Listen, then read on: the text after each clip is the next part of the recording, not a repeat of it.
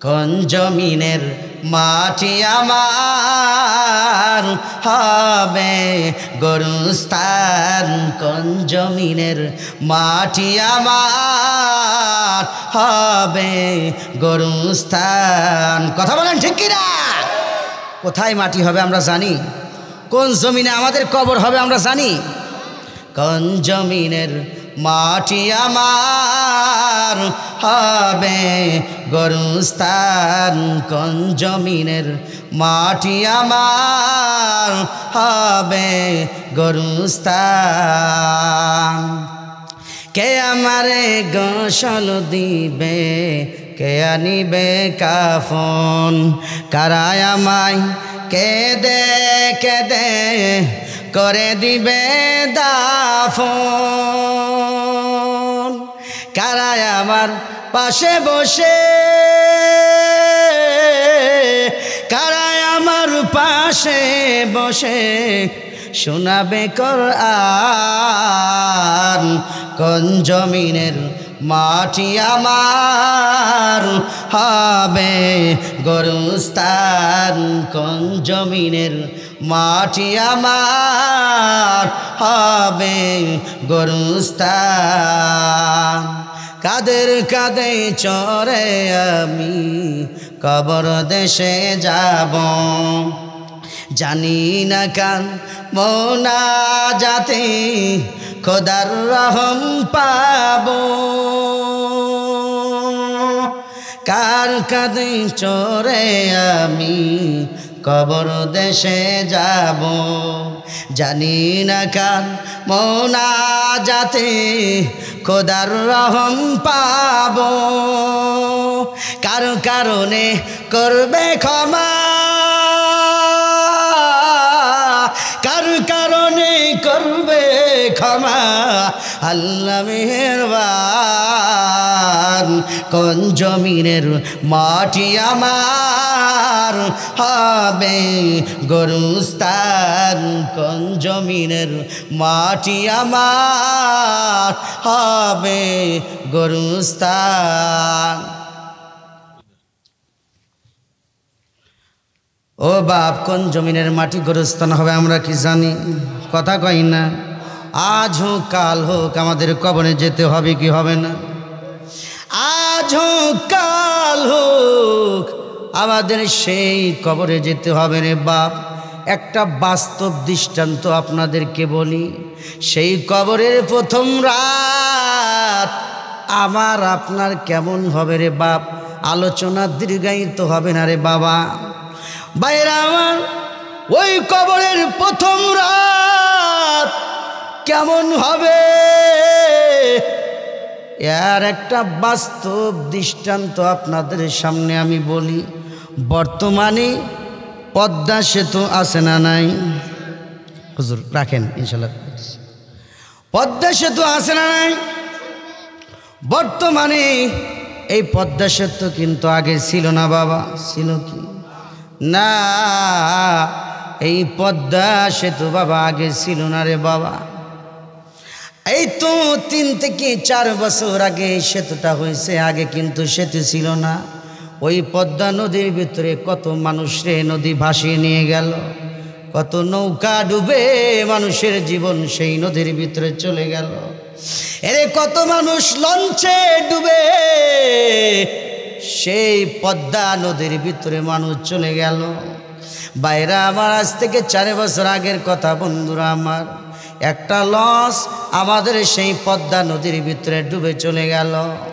ডুবে যাওয়ার পর ওই লঞ্চের ভিতরে এরে অনেক মানুষের জীবন পদ্মা নদী নিয়ে নিল। অনেক মানুষের জীবন সেই নদীর ভিতরে চলে গেল রে বাপ। আর কিছু মানুষ সাঁতরায়া কোনোভাবে কিনারায় আসছে। আসার পর সেই কিনারে আসার পরে একজন বৃদ্ধ বয়সী মানুষ, আমার এই বাবাজির মতো হবে, 45 থেকে 50 বছরের একজন মানুষ, একবার হুঁশ ফেরে আবার অজ্ঞান হয়ে যায়। একবার বেহুশ হয় আবার হুশ ফিরে আসে। হুশ যখন ফিরে আসে আর বলে আমার জীবনের আমি সব হারাইছি রে, আবার জীবনের আমি সব হারাইছি রে। সাংবাদিক ডেকে বলে বাবাজি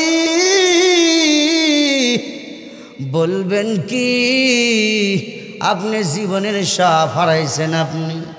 আপনার যখন হুশ ফিরে আসে আপনি বলেন আপনার জীবনের আপনি সব হারাইছেন। বাপ একটু বলবেন কি আপনি কি হারাইছেন?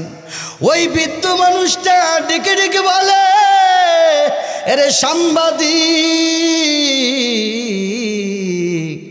আমি ঢাকা থেকে ছুটি কাটানোর জন্য বাড়িতে আসছিলাম। রে সাংবাদিক, ছুটি কাটায়া আমার স্ত্রী আমি সহ এই লঞ্চ দিয়া ঘাটটা পাড়ি দেওয়ার জন্য বসছিলাম। লঞ্চের ভিতরে আসার পর আমার সাথে আমার স্ত্রী ছিল, আমার কলিজার টুকরা একটা ছেলে সন্তান ছিল, একটা মেয়ে সন্তান ছিল। রে সাংবাদিক, আমার স্ত্রীর কোলের ভিতরে আমার ছেলে সন্তানটা ছিল, আর আমার কোলের ভিতরে আমার মেয়ে সন্তানটা আমার কোলের ভিতরে ছিল। রে সাংবাদিক, রে সাংবাদিক, আমি আর আমার স্ত্রী আমি পাশাপাশি বসছিলাম। ওই সমুদ্রের ভিতরে যাওয়ার পরে ওই সমুদ্রের তুফান আর ঢেউ আর বাতাসের কারণে লঞ্চটা ডুবে চলে গেল। ওই সমুদ্রের পানি ছিল ঘোলা, ওই ঘোলা পানির ভিতরে আমার স্ত্রী কোথায় হারিয়ে গেল, আমার সন্তান কোথায় হারিয়ে গেল আমি বুঝলাম না। আমি এক হাত দিয়া লঞ্চের জানালাটা ধরছি। রে সাংবাদিক, আমার ছেলে সন্তান আমার স্ত্রী কই গেল আমি জানি না। আবার কোলের ভিতরে আবার মেয়ে কন্যারে আমি বাম হাত দিয়ে আঁকড়া ধরছি, আর এক হাত দিয়ে আমি লঞ্চের জানালাটা আঁকড়া ধরছি। এরে সাংবাদিক, লঞ্চটা ডুবে যাওয়ার পরে আমার জীবনের আমি সব শক্তি দিয়া আমি লঞ্চের ভিতর থেকে বাহির হওয়ার জন্য চেষ্টা করলাম। আমার জীবনের সব শক্তি দিয়া আমি লঞ্চ থেকে বাহির হতে পারলাম না, আমি বাহির হতে পারলাম না। রে সাংবাদিক, আমার জীবনের সাথে যুদ্ধ লেগে গেল, আমার বিবেকের সাথে যুদ্ধ লেগে গেল। আমি যদি লঞ্চের ভিতরে আমার মেয়েকে যদি আমি বাঁচাইতে চাই তাহলে পরে মেয়ে সহ আমাকে লঞ্চ থেকে বাহির হতে হবে, কিন্তু আমি এক হাত দিয়ে তো লঞ্চের ভিতর থেকে বাহির হতে পারি না। রে সাংবাদিক, আবার বিবেকের সাথে যুদ্ধ লেগে গেল, আবার জ্ঞানের সাথে যুদ্ধ লেগে গেল। আমি এখন কি করব? যদি মেয়েকে বাঁচাইতে চাই তাহলে আমিও মরব, মেয়েও মরবে। এখন আমি কি করব? রে সাংবাদিক, আমি কি করব? রে সাংবাদিক, একজন বাবা তার সন্তানকে কলিজার ভিতর থেকে মহব্বত করে, আরে কলিজার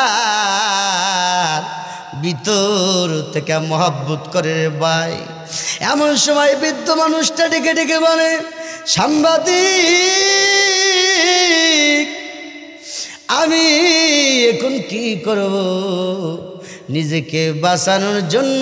সাংবাদিক, আবার কলিজার টুকরা কন্যারি ওই পদ্মা নদী গোলা পানির ভিতরে আমার কন্যারে আমি ছেড়ে দিয়া আমি আমার জানটা বাঁচায়া নিয়া নদীর কিনারে আসছি। রে সাংবাদিক, আরে সাংবাদিক,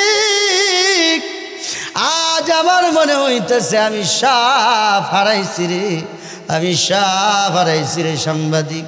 আমার আপন বলতে পৃথিবীতে কেউ রইল না, কেউ রইল না।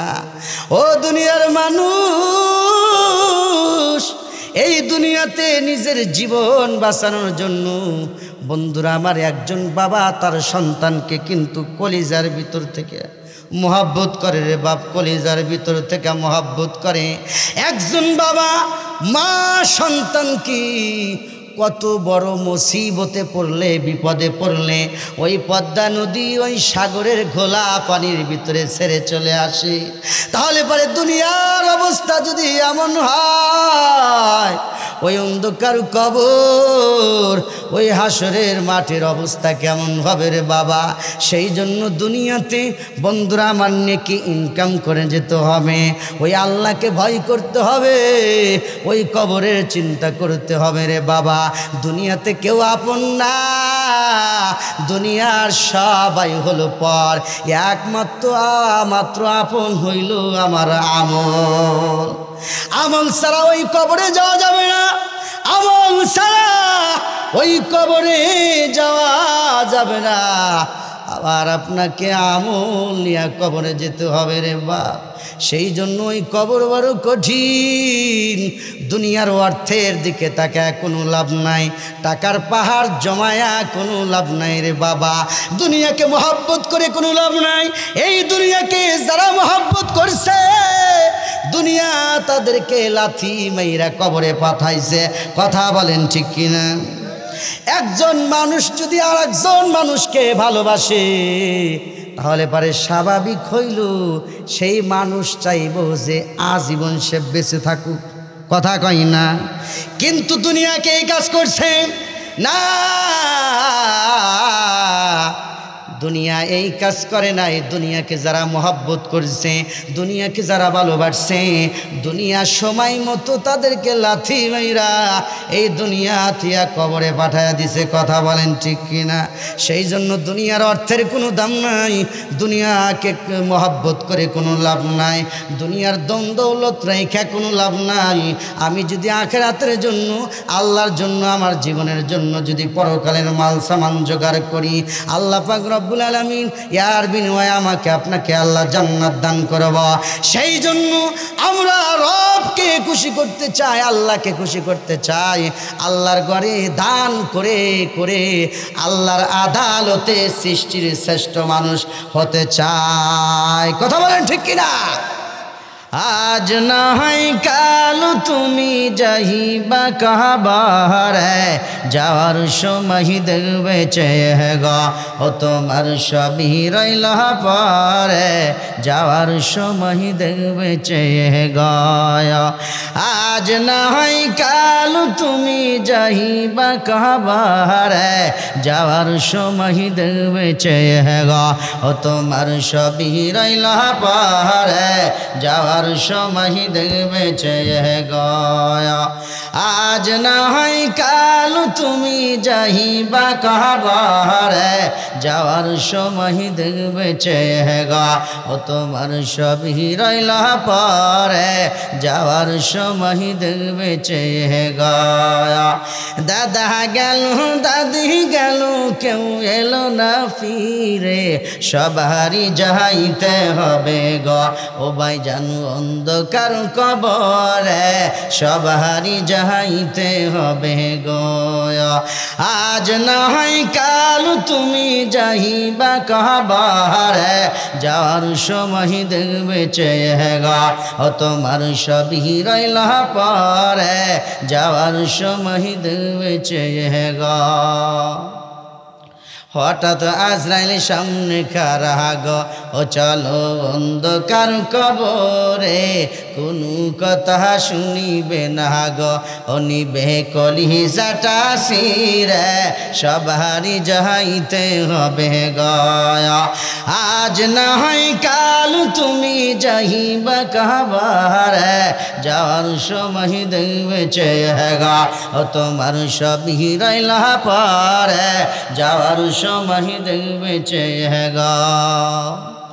ছেলে মেয়ে বলবে বাবা কোথায় যাও গো চলে, হায় হায় ছেলে মেয়ে বলবে বাবা কোথায় যাগ চলে, বাবা বলে ডাউকার গো ও বাবা এ ভাব সংসারে, বাবা বলে ডাউকার গো।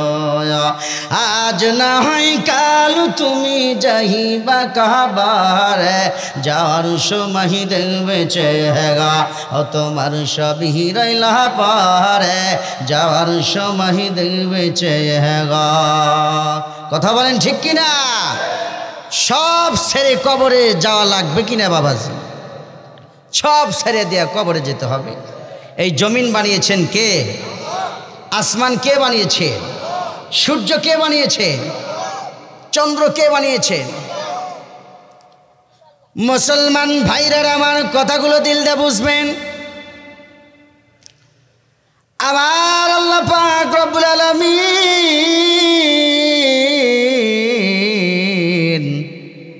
এই বিশাল জমিন রে বানায়া আল্লাহ বলে নাই জমিন আমার, আসমান বানায়া বলে নাই আমার, সূর্য বানায়া বলে নাই আমার, আকাশের তারকা বানায়া আল্লাহ একবারও বলে নাই তারকা আমার। এই দুনিয়ার ভিতরে হাজার হাজার নদী আছে, সাগর আছে, আমার আল্লাহ একবারও বলে নাই সাগর আমার। আমার আল্লাহ এই জমিনের ভিতরে হাজারো হাজারো পাহাড় বানিয়েছেন, একবারও বলে নাই পাহাড় আমার। এমনকি নূরের তৈরি ফিরিস্তা বানায়া আমার আল্লাহ বলে নাই ফিরিস্তা আমার। আমার আল্লাহ ডাকতে বলে বান্দা, এরে বান্দা তুই আমার। আমার আল্লাহ কেন বলল বান্দা তুই আমার? আমার আল্লাহ ডেকে ডেকে বলে রে বান্দা, কুল কায়নাতের ভিতরে আমি যত মাখলুকাত বানিয়েছি সব গোলামি করবে বান্দা তোর, আর বান্দা তুই গোলামি করবি আমি আল্লাহ। তাহলে গোলামি করবো কার? আওয়াজ করে বলেন। দুনিয়ার কোনো রাম, দুনিয়ার কোনো বাম, দুনিয়ার কোনো নাস্তিক, দুনিয়ার কোনো মানুষের সামনে কি মুসলমান মাথা নত করবে? কথা বলেন না। দুনিয়ার কোনো মানুষের সামনে, দুনিয়ার কোনো ব্যক্তির সামনে মুসলমান মাথা নত করতে পারে না। মুসলমান মাথা নত করবে একজনের সামনে, তিনি কে? তিনি হলেন আমার আল্লাহ। আল্লাহ পাক কোরআনের ভিতরে বলেন ওয়ামতাযুল ইয়াওমা আইয়ুহাল মুজরিমুন।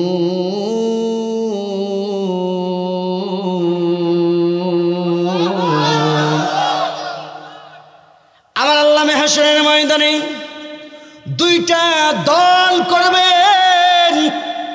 বাংলাদেশে দুইটা দল আছে না নাই? কথা বলেন। বাংলাদেশে আওয়ামী লীগ বিএনপি আছে না নাই? বাংলাদেশে যেরকম দুইটা দল আছে, আমার মহান রব্বুল আলামিন আরে কিয়ামতের ময়দানে, মাহশরের ময়দানে দুইটা দল করবেন। আমার আল্লাহ ডেকে ডেকে বলবে, আরে বান্দা,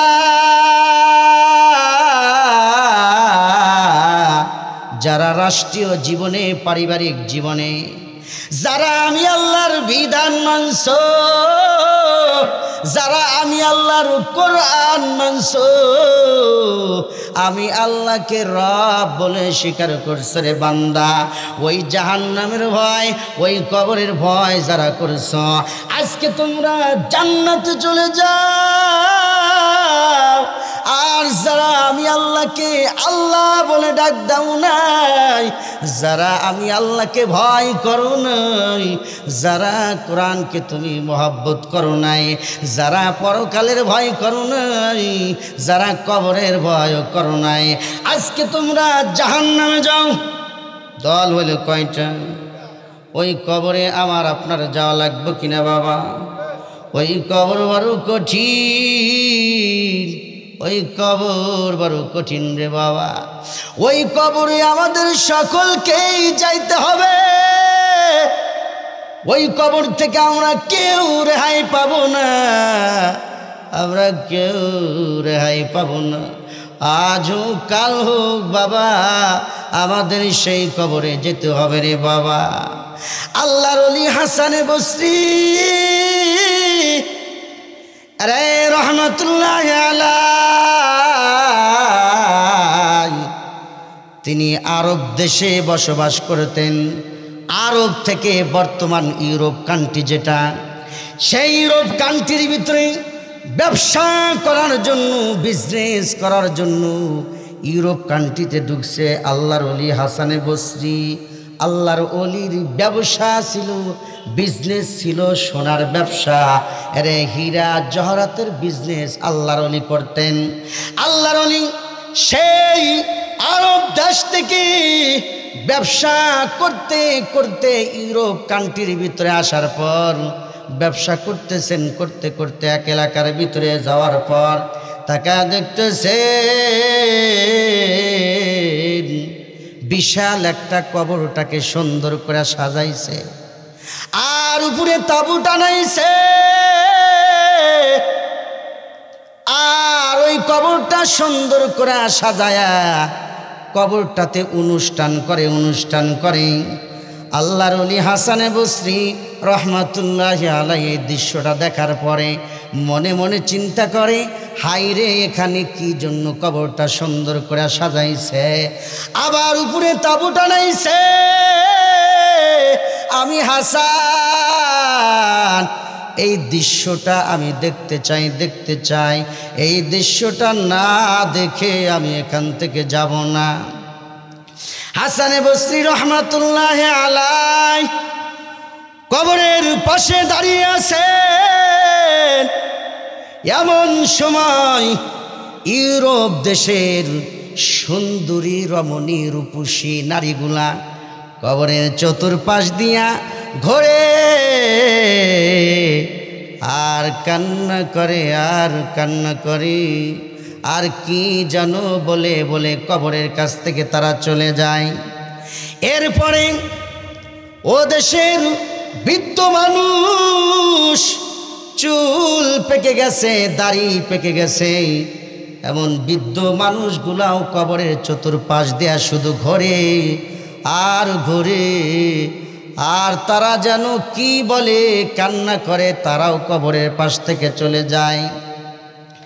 তৃতীয় দল আসলো কবরের কাছে।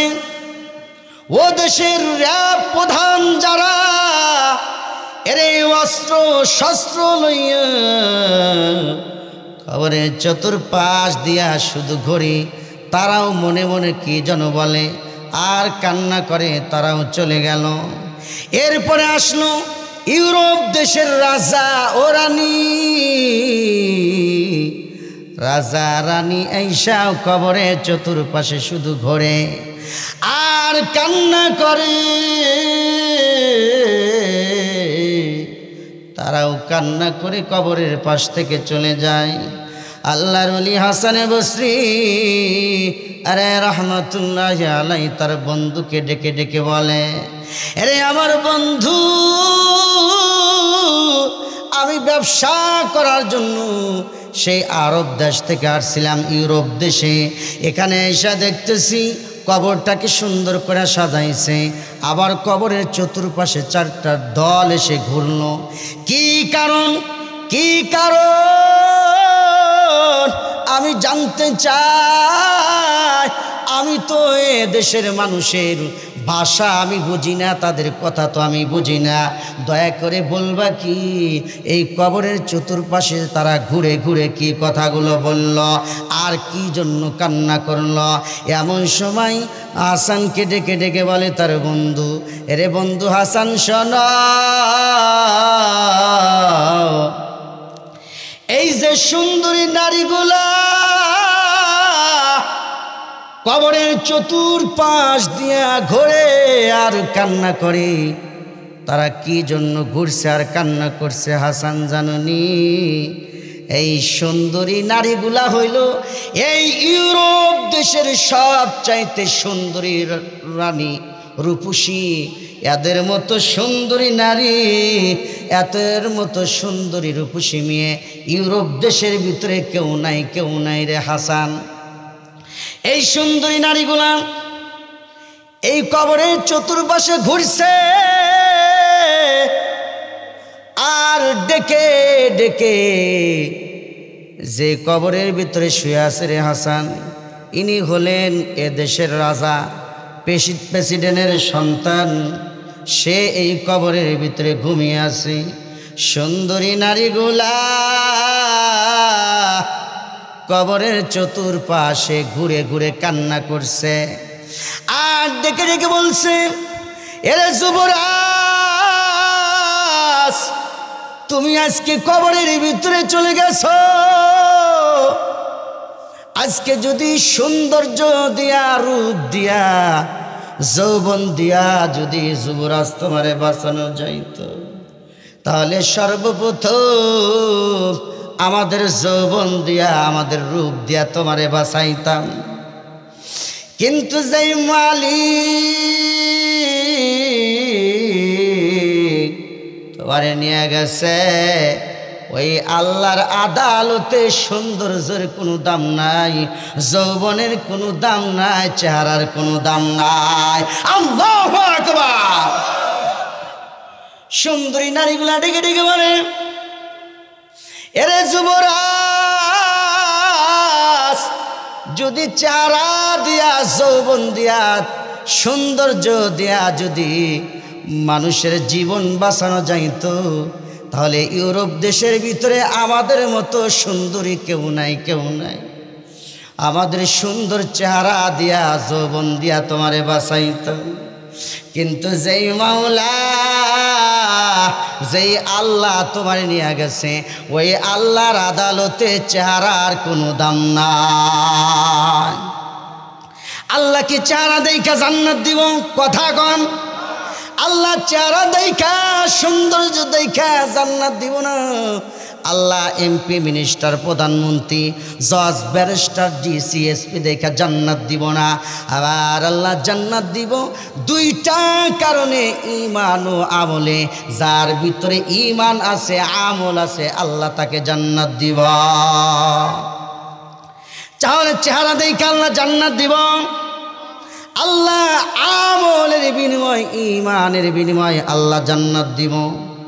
আল্লাহর ওলি হাসানে বসরি রহমাতুল্লাহ আলাই ডেকে ডেকে বলে, বন্ধু বুঝলাম সুন্দরী নারীগুলা কবরের চতুর্পাশে এই কারণে ঘুরছে আর এই কথাগুলো বলেছে।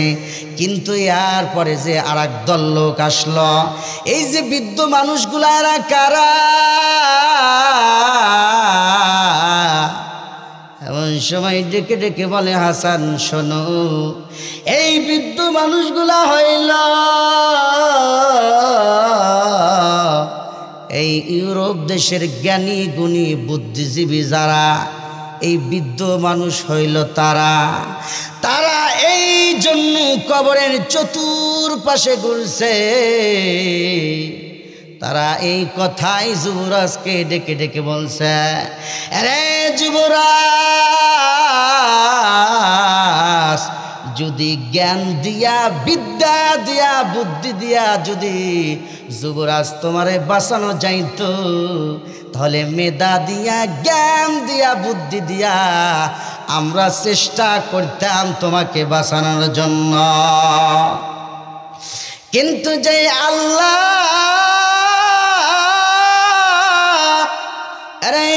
তোমার নিয়ে গেছে, ওই আল্লাহর আদালতে জ্ঞানের কোনো দাম নাই, আরে বিদ্যার কোনো দাম নাই, বুদ্ধিজীবীর চেহারার দাম নাই। আল্লাহর আদালতে মেধা দিয়া কোনো কাজ হবে? কথা কয় না। বুদ্ধি দিয়া কোনো কাজ হইব? আল্লাহর আদালতে মেধা দিয়া, বুদ্ধি দিয়া কাজ হবে না।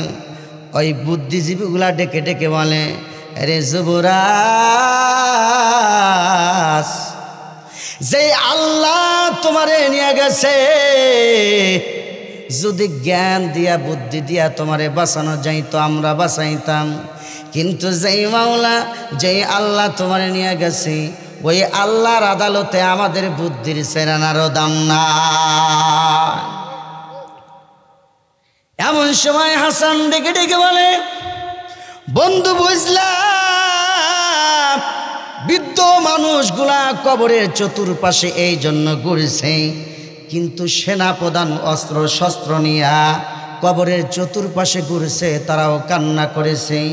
তারা কান্দা দিয়া কবরের পাশ থেকে চলে গেছে, তারা কি জন্য কান্না করেছে জানতে চাই।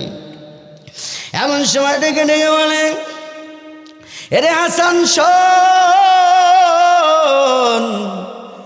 এই যে অস্ত্র শস্ত্র নিয়ে কবরের চতুর্পাশে ঘুরছে এরা আর কেউ নয়, এরা হলো পৃথিবীর ভিতরে শক্তিশালী র্যাব, শক্তিশালী র্যাবের প্রধান, ট্রেনিং প্রাপ্ত এরা হলো র্যাবের প্রধান।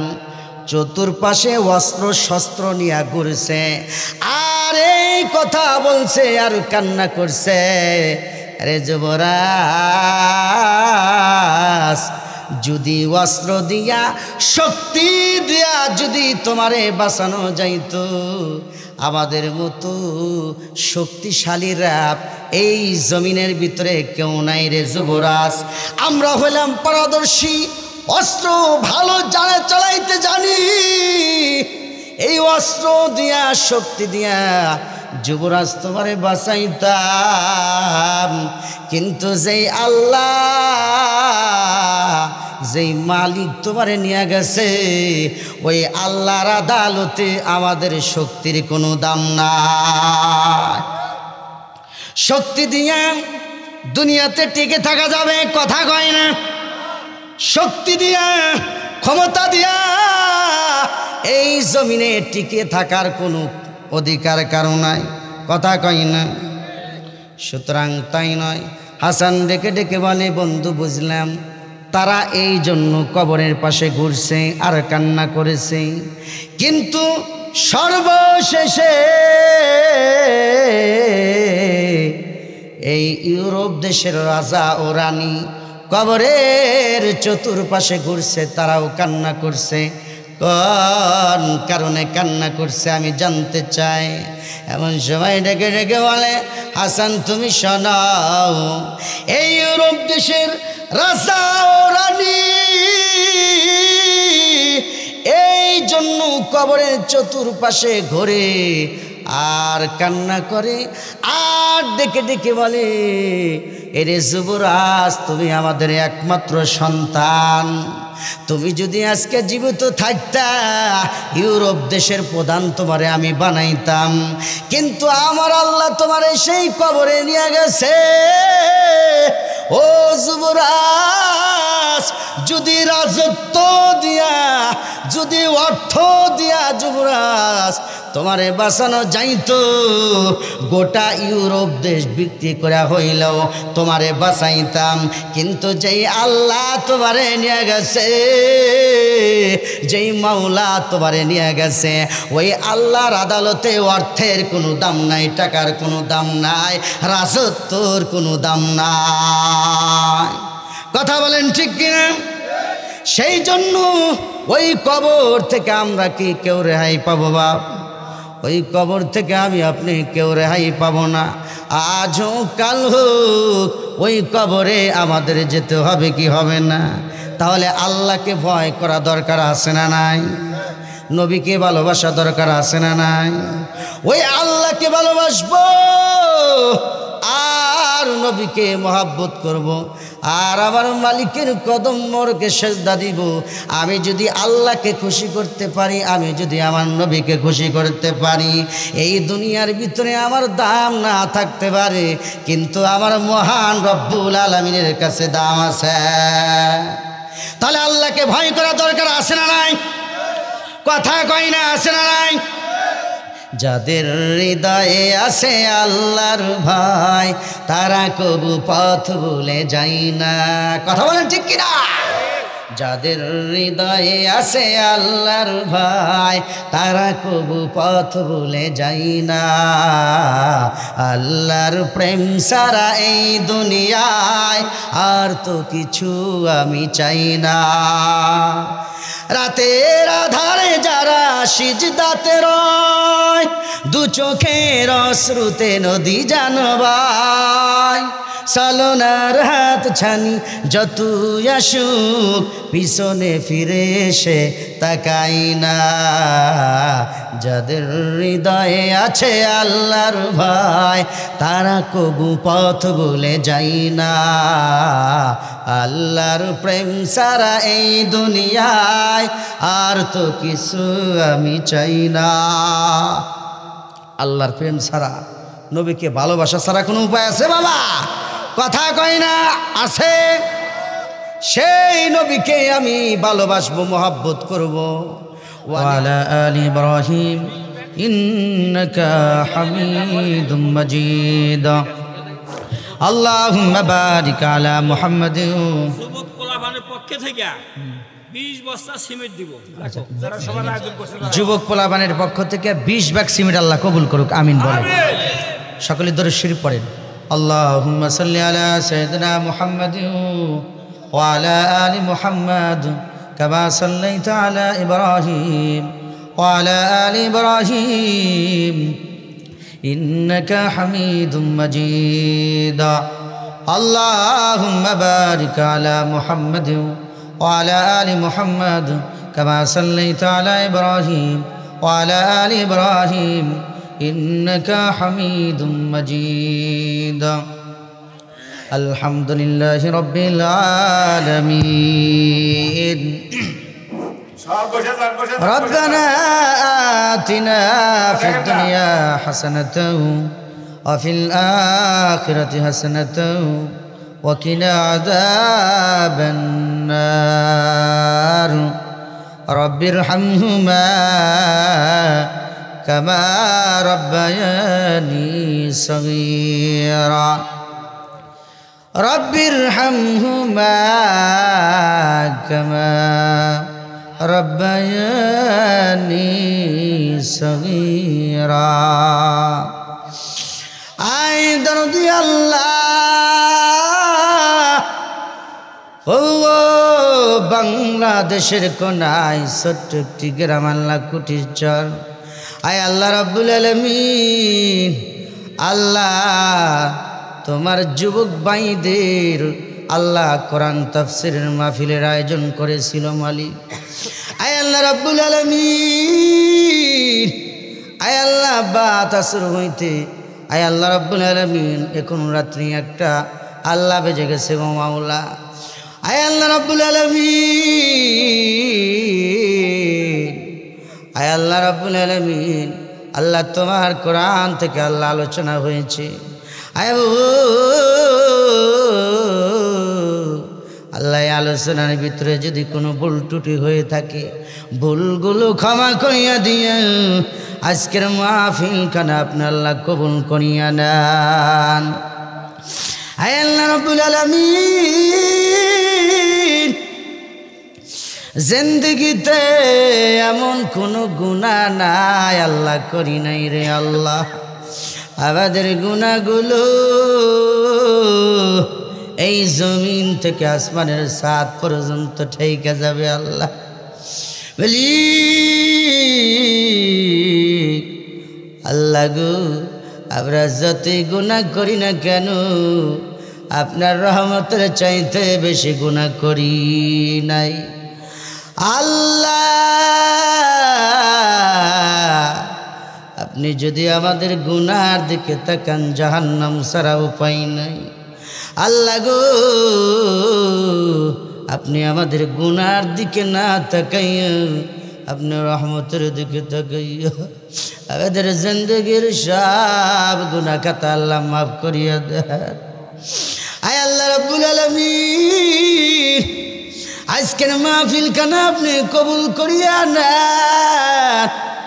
আজকের মাহফিলে আপনি যত সওয়াব দান করবেন তা লক্ষ কোটি কোটি গুণ বাড়ায়া দিয়া আর যা সবাই এক ভাগ সব আমাদের রাহমাতুল লিল আলামিন।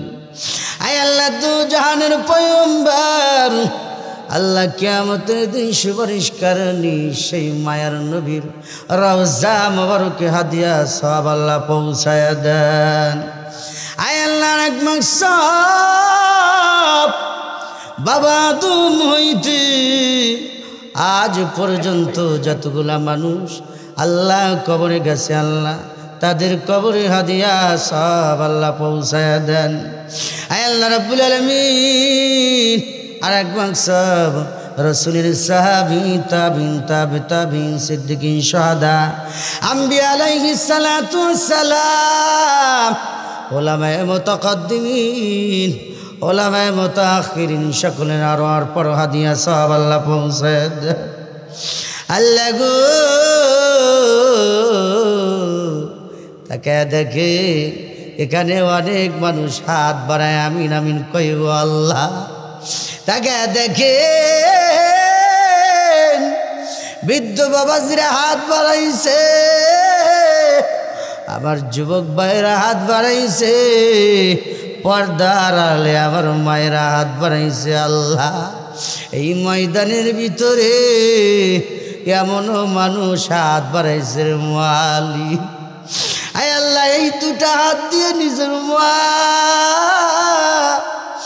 নিজের বাবাকে ওই সাদা কাফনের ভিতরে প্যাকেট বানায়া ওই অন্ধকার কবরের ভিতরে আল্লাহ মাটি চাপা দেয়া রেখে আসছে আল্লাহ। ও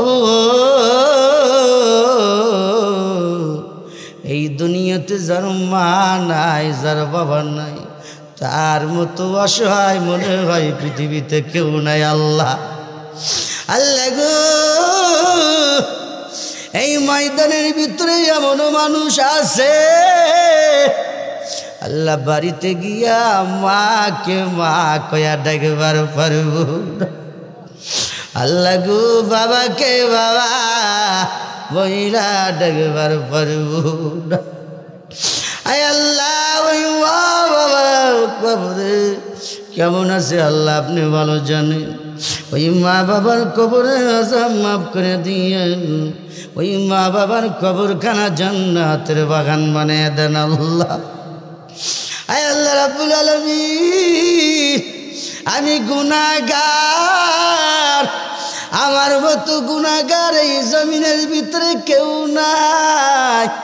আয় আল্লাহ তাকে দেখেন আমার সঙ্গে আল্লাহ বৃদ্ধ বাবাজিরা হাত বাড়াইয়া দিছে, আল্লাহ কোরআনের পাখি হাফেজ ওলামায়ে ইকরামের হাত বাড়াইয়া দিছে, আল্লাহ যুবক ভাইয়েরা হাত বাড়াইয়া দিছে, আমার মায়েরা হাত বাড়াইয়া দিছে। আল্লাহ যার হাত কেন পছন্দ হয় তার হাতের উসিলা করিয়া আজকের মোনাজাত খানা আল্লাহ কবুল করিয়া নাও। আয় আল্লাহ বৃদ্ধ মানুষদেরকে আল্লাহ হযরত আবুবকর হযরত ওমরের মতো বানায়া দাও। আয় আল্লাহ রাব্বুল আলামিন পর্দার আড়ালে আমার মায়েরা হাত বাড়াইছে গো আল্লাহ, আমার মাদেরকে আমি বাড়িতে কি দিয়া আল্লাহ বিদায় দেব আল্লাহ আমার কাছে দেওয়ার মতো কিছুই না। আয় আল্লাহ আমার মাদেরকে আল্লাহ তুমি কবুল করিয়া নেন আল্লাহ। হযরতে ফাতেমা হযরতে খাদিজার মতো আল্লাহ বানায়া দাও মালি। আয় আল্লাহ রাব্বুল আলামিন আল্লাহ এই কোটির চর আল্লাহ যুব সমাজ যুবক ভাইরা আজকে অনেক দিন হলো কষ্ট করি আল্লাহ মেহনত করে মাথার গাম পায়ে ফেলে আল্লাহ তোমার কোরআনের জন্য এরা আল্লাহ সময় ব্যয় করেছে আল্লাহ। আল্লাহ জীবনের রক্তগুলা পানি কইরা তোমার ঘরের পিছে লেগে আসছে আল্লাহ। আল্লাহ এলাকার সকল যুবক ভাইদেরকে তুমি কবুল করিয়া নাও আল্লাহ, হায়াতে তয়্যিবা দান করিয়া দাও আল্লাহ। এলাকার যুবক ভাইদের আল্লাহ তুমি কবুল ফরমাও আল্লাহ। প্রত্যেক বছর যেন আল্লাহ কোরআনের মেলা লাগাইতে পারে আল্লাহ, আমার যুবক ভাইদেরকে সেই তৌফিক দান করিয়া দাও। আয় আল্লাহ রাব্বুল আলামিন আমার যুবক ভাইয়েরা যে আশা নিয়া যে ভালোবাসা নিয়া আজকের প্রোগ্রামের আয়োজন করছে আল্লাহ তোমার তো জানা বাকি নাই গো মালিক। আল্লাহ গো আমার ভাই যুবক ভাইদেরকে তুমি কবুল করিয়া নাও আয় আল্লাহ আমার যুবক ভাইদেরকে তুমি হায়াতে তয়্যিবা দান করিয়ে দাও, ইসলামের সৈনিক বানায় দাও। আমার যুবক ভাইরা যারা মা হারাইছে, বাবা হারাইছে, আপনজন হারাইছে, আল্লাহ তাদের কবরের আযাব আল্লাহ আপনি মাফ করিয়ে দেন আল্লাহ। এই কুটিরচর এলাকার ভিতরে অনেক মানুষ ছিল আল্লাহ, তারা নাই, তারা নাই।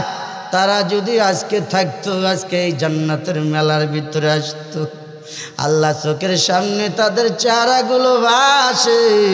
তারা নাই, তারা কবরে গেছে মালিক।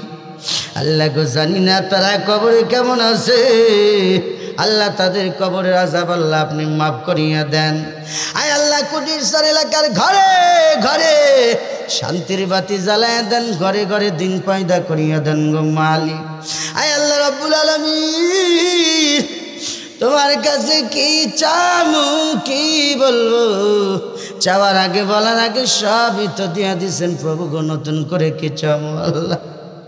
তবে একটা জিনিস চাই,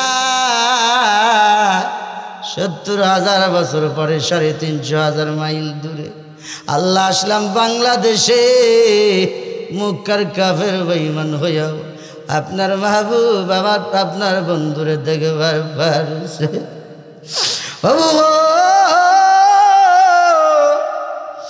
আপনার উম্মত হইয়া আল্লাহ, আপনার দোস্ত উম্মত হইয়া আল্লাহ একবারও আপনার নবীরে দেখতে পারি নাই আল্লাহ। জীবনের একটা মুহূর্তে হলেও স্বপ্ন যুগে আপনার বন্ধুরে দেখাইয়া দিয়ে আল্লাহ গো,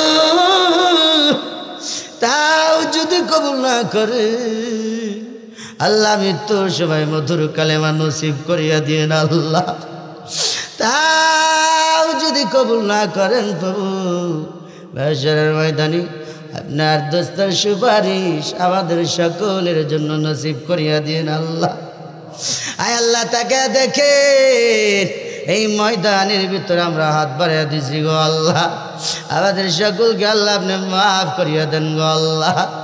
আল্লাহ রে জানি না কোন চোপের বাস পাইকা গেছে গো মালি, জানি না কোন দোকানের কাফনের কাফন আমাদের জন্য রেডি হয়ে আছে আল্লাহ, জানি না ওই মসজিদের 4 পেয়ালা পালকি খানা বানি কবে বাড়ির সামনে হাজির হয়।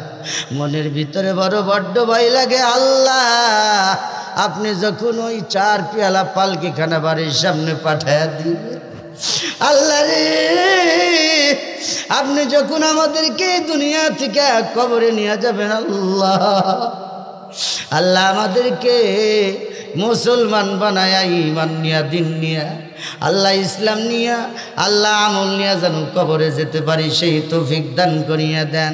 আয় আল্লাহ রাব্বুল আলামিন আমাদের সকলকে আল্লাহ কবুল করিয়া নেন আল্লাহ। আপনার কাছে শেষ দরখাস্ত আল্লাহ, আমাদের সকলের জবানে মৃত্যুর সময় সেই মধুর কালেমা নসিব করিয়া দিও, লা ইলাহা ইল্লাল্লাহু মুহাম্মাদুর রাসূলুল্লাহ।